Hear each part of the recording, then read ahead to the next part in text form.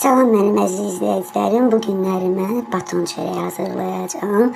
Qeyd edim ki, mən 3 stəkan un, hardasa 2 çay qaşığı şəkər tozu, 1 çay qaşığı duz, 2 çay qaşığı maya, armud stəkanın yarısından bitki yağı əlavə edib qarışdırıram və ilıq su ilə xəmirimi yoğurmağa başlayıram. Xəmirimi yumuşaq bir şəkildə gətirib 1 saat özünü tutmağını, gəlməyini gözləyirəm. Xəmirim gəldikdən sonra isə məndə bu qədər ərzaqdan 5 ədəd orta ölçülü baton çörəyi alındı.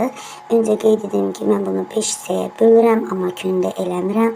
Böldükdən sonra isə həmin o böldüyüm kündəni əlimlə yaxşıca yayıram və onu kənardan içəri doğru rulet şəklində bükürəm. Daha sonra paket şəklində kənardan və baş hissələrdən büküb kündə şəklinə gətirib bir 10 dəqiqə özünü tutmağını gözləyirəm. 10 dəqiqədən sonra isə kündəni götürürəm və yenidən onu baton şəklində, uzunsov şəkli halına gətirirəm.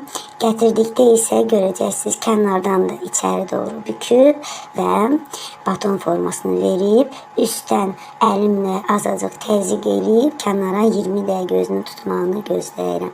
O özünü tutana kimi isə sobamı 180 dərəcə istiliyə gətirirəm və listə azacıq yağ çəkib həmin baton çörəkləri yerləşdirirəm. Üzərinə adi su və yaxud da ki ilıq süddən çəkirik, ilıq süd çəkirik. Daha sonra isə balaca süzgəcdə azacıq un töküb üzərinə toz şəklində əlavə edib bıçağın iti kənarı ilə, yəni iti ucu ilə 3-4 kəsik əlavə edib sobaya